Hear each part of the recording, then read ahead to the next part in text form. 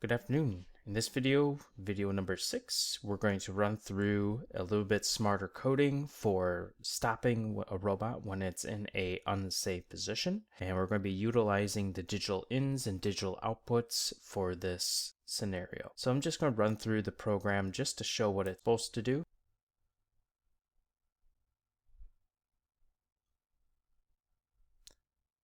So you can see as it goes into the center, holds that position, moves out, and then it continues on, holds position when it's in the center. So one or the other robot will always hold position inside the red box when the other robot is in the blue box area, or the area which the two robots can collide.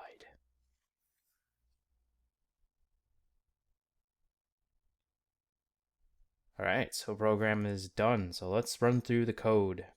So just running through the code here, we have circle example number 1. I got rid of the blinking lights. So now we're going to be utilizing just digital in, digital out to do all the programming. We're doing a loop for 4 times, circular motion. This one is running at 70%, and I do believe the other robot's running at 40%. We have an argument stating that we are running. So argument register number 3 is set to 1, which means we're running. When it's set to 0, means it's not running. So when we set up the other programs, we have to look at this argument. Do we want to run it in the background, or do we want to run it as a code in parallel with our circle example? Because then we're going to utilize the argument to run that. So also with that, if we go to the cell, go to ins and outs interconnections, we have an input and output. So we set this up in previous videos. We have a digital 1 sending to digital input number 1 on robot controller number 2. So robot controller number 2 digital output will send to digital controller number 1 digital input number 1. So we're sending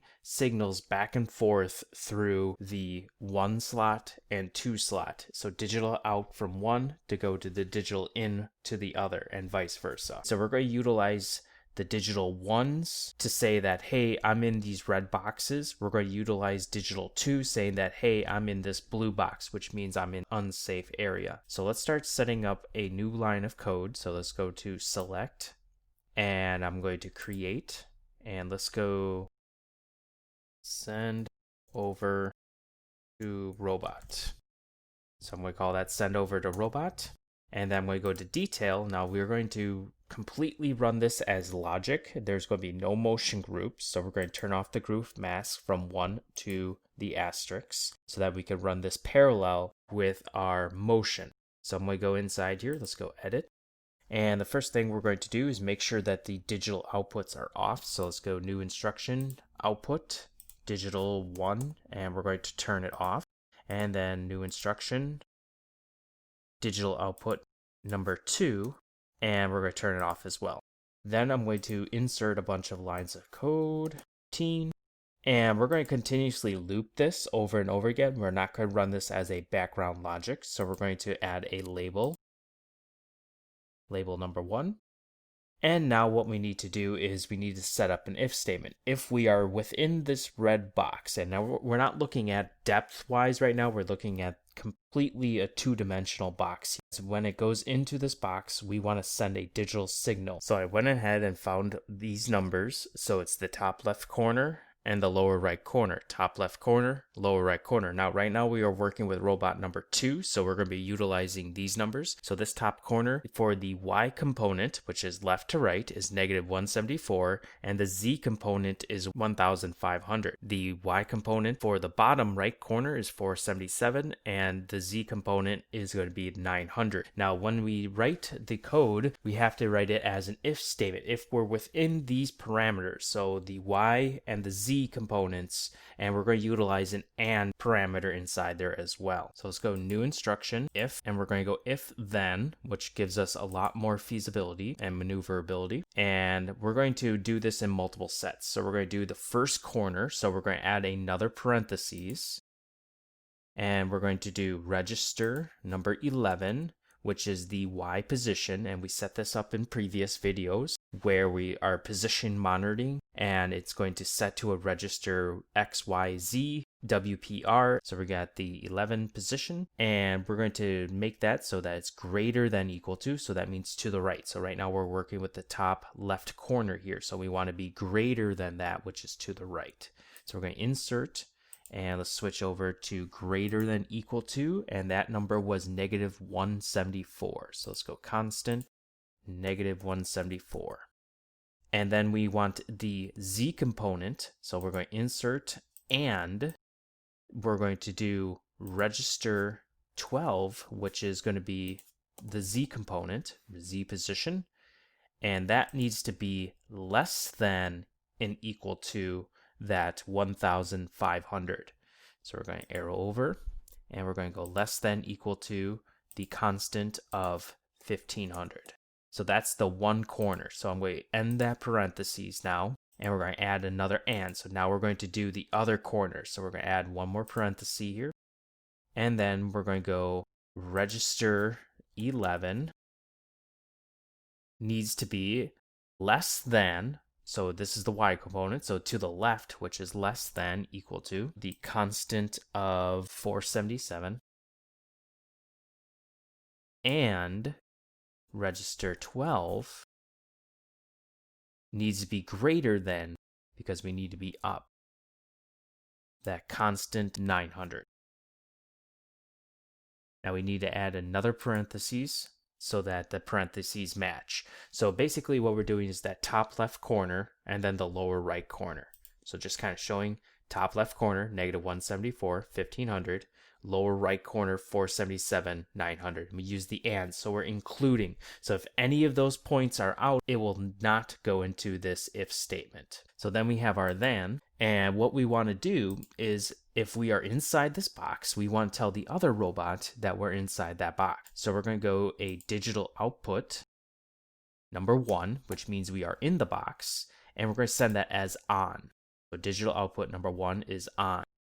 Then we also want to, if we're inside this box and the other robot is in the blue area, we want to hold inside this box. Okay, so we need to do 2 if statements. We need to do one if it's inside this blue box, we need to hold. If it's not within that blue box, then we can continue on our merry way. So that means we're going to have that hold off. So let's do the 2 if statements.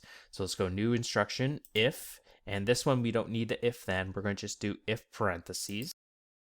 So we're going to if digital input number 2, that means the other robot is inside the blue area. So this is the condition we set up, or we're saying set up for that middle area. So if digital input number 2 is equal to on, which means it is in the middle area, equal to on, then we're going to over. So if digital input number 2 is on, arrow over, so we have the 3 dots, we're going to go ... equal to parentheses ... We're going to parameter name. So we use the MCR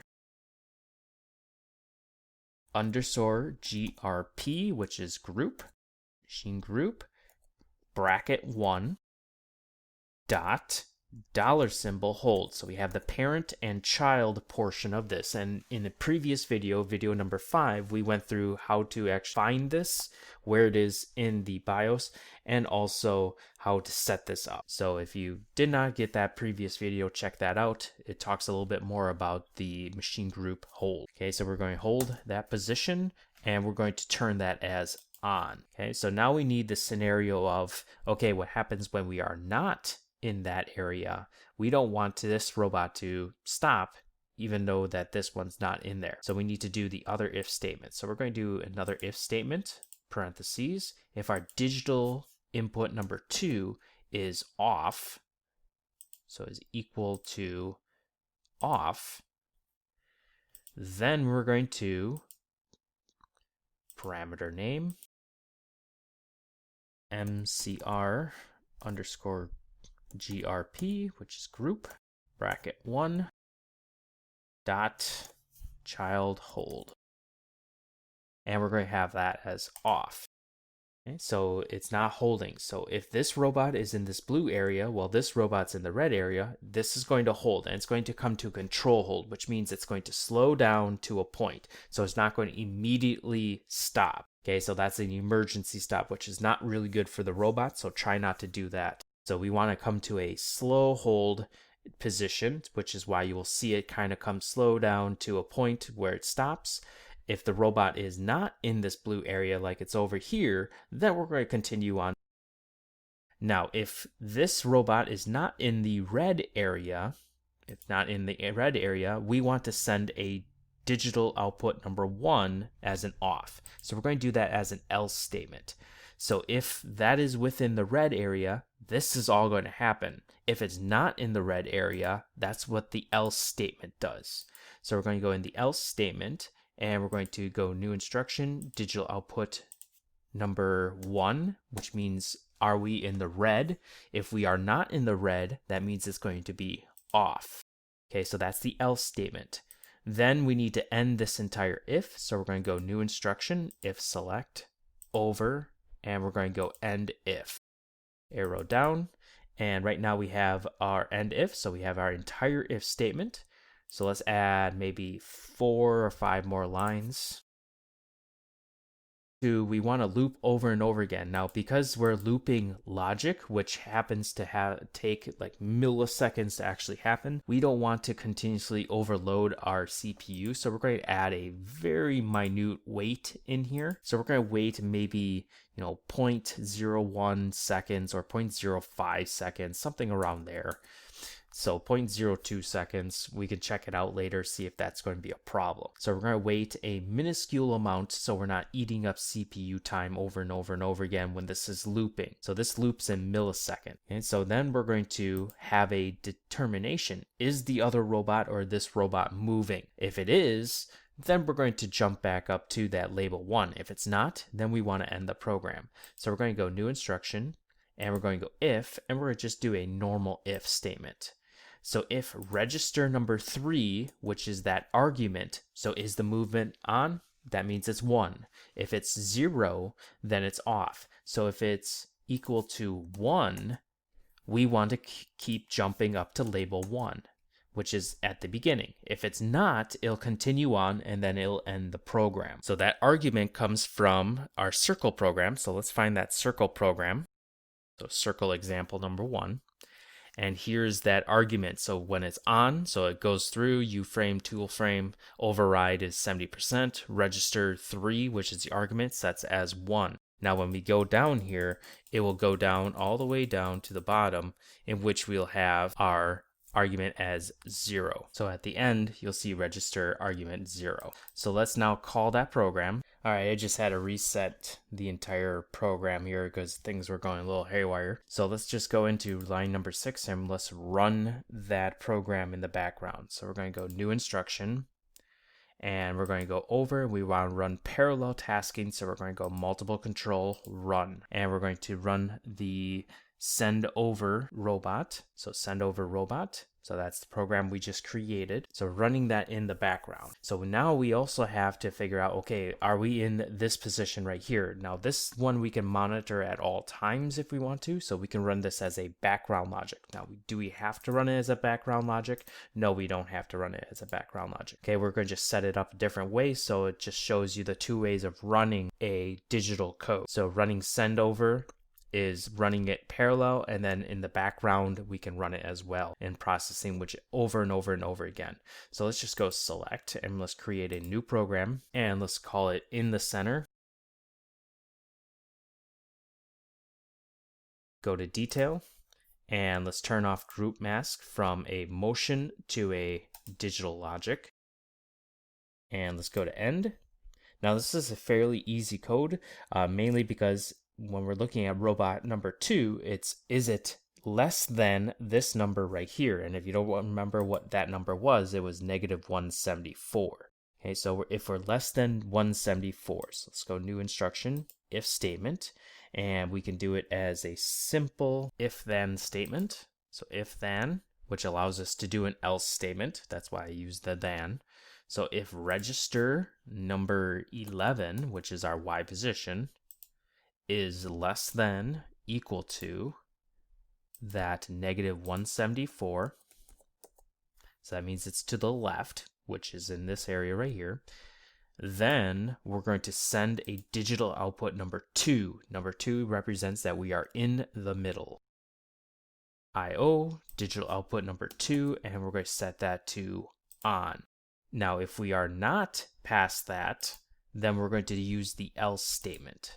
So let's go to if select, move over, and go else. So else would be digital logic number 2 is going to be off. So that means we are not inside there. So as soon as we move over that 174, that negative 174, then that number 2 output goes on. If we are to the right of that, it's going to be off. Now we need to end that if statement. End if. There we go. So now, if you notice, we don't have a label. Now, the reason why we don't have that is because we're running this as a background logic. Background logic means it runs through the program every 8 milliseconds. So let's go to that background logic area. So let's go to Menu, Setup, Background Logic, and let's go to number 2, and we're going to go Choice, and here's my in the middle, and we're going to run it. So now this is running with the position monitoring as well. Every 8 milliseconds this is running. So now if I go back to select, everything is now set up for robot number 2. All we need to do is do the same thing for robot number 1 and just change some of the numbers. Now we can do this really easily by sending the program over to robot number 1. So let's do that. So let's go to robot number 2. Let's find the send over to robot, right click on it, export to robot, and let's go to the right icon here, and then we need to find that cell.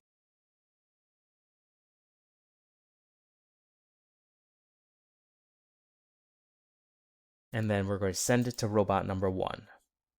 So we select, and then we hit export. It'll establish the FTP, which is File Transfer Protocol, and we're going to hit done. Okay, so now that is sent over. Let's do the same thing for the in the center. So let's click the in the center, right click, export to robot, and this path is all good, so we just go export. Done, and now we have that for our robot number 1. So let's go under robot number 1, and let's go to send over to robot. This switches controllers from robot controller number 2 to robot controller number 1. Let's go into that program, send to. And all we have to do is reset up these numbers. So if you remember here, this is going to be negative 473, 950, and then 176, and then 408 for the other side. So let's go inside here and set this all up.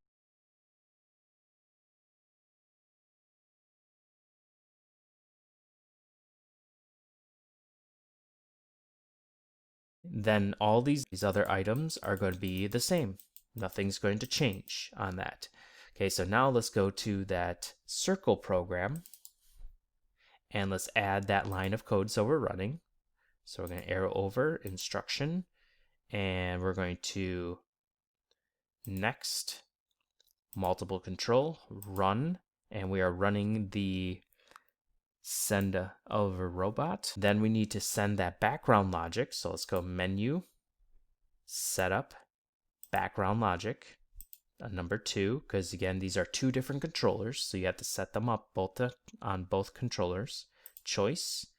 There is our in the center, which we do have to change. So let's change that first. So let's go select and find that in the center. And that center is going to be 176.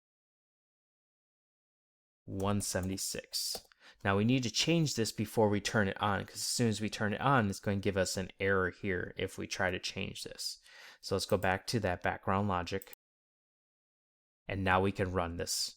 So if we go running, now if you ever need to change these programs, you do have to stop that status. So just hit stop, and then you can change it, and then just go back and run it again. If you want to get rid of it, just hit clear. So stop and then clear. So let's now check everything out to make sure everything is good. Circle example number 1. Everything run. We have our center portion. We have our stop motion. Let's set up the run command here. So cycle start. So let's go to run configuration, and I'm going to go down to number 4, and I'm going to go to Roboguide user defined, and we're going to run our circle example on robot controller number 1, circle example on controller 2, and we'll just call this circle. Hit apply and OK. Let's run this. So let's arrow down to circle, and then let's see if this works.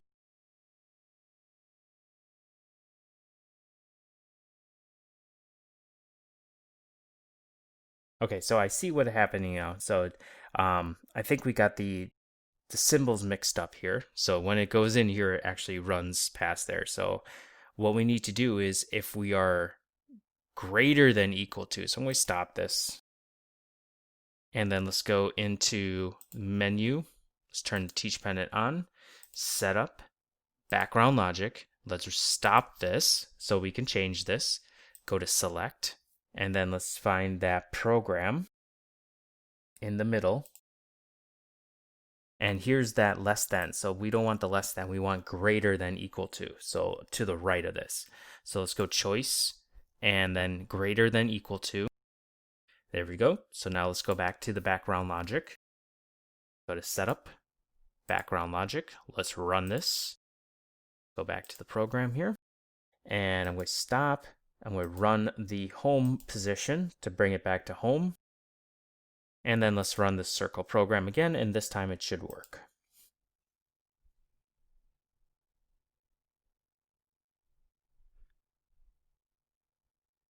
So notice how it holds until it gets out of that position, moves in. We are in the blue area, so that's going to come to controlled hold. This is holding, so you can see everything is working perfect. So it doesn't come to immediate stop, remember, because it is a controlled hold. Complete stop is bad for the robot, or not as good to the robot as a control hold. There we go, and we're running the end. So that is running with a little bit better code in our unsafe area. Now again, keep in mind that we are pushing the limits of both of these robots being in the same position over and over again, circle, circle, circle. Most likely you're not going to have this scenario where you have 2 robots going in at the same time and the same program over and over and over again. So writing code that will help determine whether you're in that safe position or not in that safe position definitely helps, and you can utilize the digital ins and digital outs to help that.